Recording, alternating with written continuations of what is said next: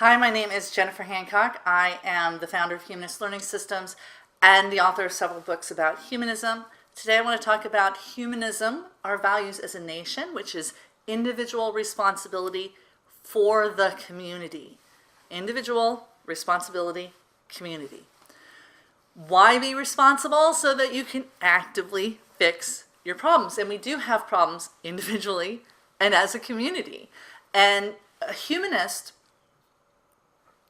we value our individuality, but we also value community. There's this concept of embedded autonomy, which is that we are autonomous individuals, but we are embedded in a community, and we rely on that community to help us in various ways, to procure food, for socialization. Humans don't do well on our own. We are social animals. We need other humans around us, so we need a community in order to thrive.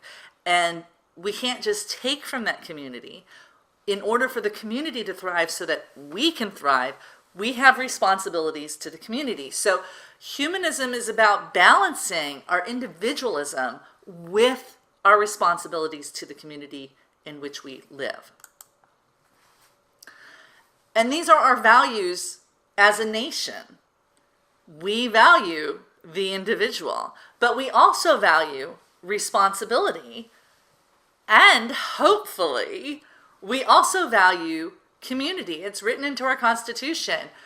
The goal of the government is to provide for the common defense and to promote the general welfare, both defense and welfare. So what does this mean to us as humans? Well, it means that a greed motive is not exactly consistent with our values as a nation. Greed might be consistent with the individual, but if the individual is not just an individual, but they're also responsible voluntarily to the community, they won't be greedy. Because you can't be greedy if you're going to provide for the common defense and help promote the general welfare. In other words, help the community thrive. If we don't help the community thrive, then we don't thrive as individuals. This is the heart of what enlightened self-interest is about. And the balance that we always try to get is individualism taken to an extreme hurts the community and the individual, and community taken to an extreme hurts the community and the individual. It's only when we have the balance where the individuals feel a responsibility to the community and the community in turn supports them that we all thrive.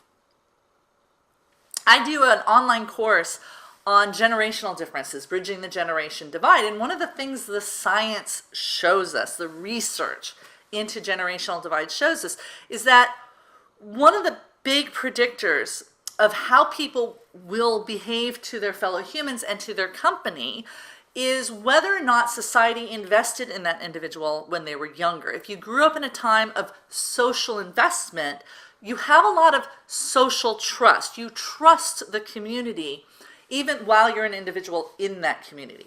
If you grow up in a time of social disinvestment, where we are not investing as a community in the community, that social trust is never built.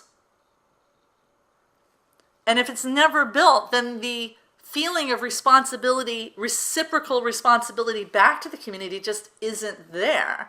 And that's when you start to see problems. We have a problem now in our country where younger people don't see the value of the government or in the community. And it's because for decades now we have disinvested in them in the name of individual greed. So the businessmen can make more money. We don't fund our schools the way we used to. We don't fund community problems the way we do. We don't fund healthcare the way we used to. And this disinvestment has an impact on the individual. And the social trust, the social bonds that bind us together start to fray. What I would like to see us do as a country and as a humanist is to take the two prongs of the community very seriously. It's not just about common defense. It's also about promoting the general welfare. It's to use our wealth as a nation to help the individuals in the nation thrive.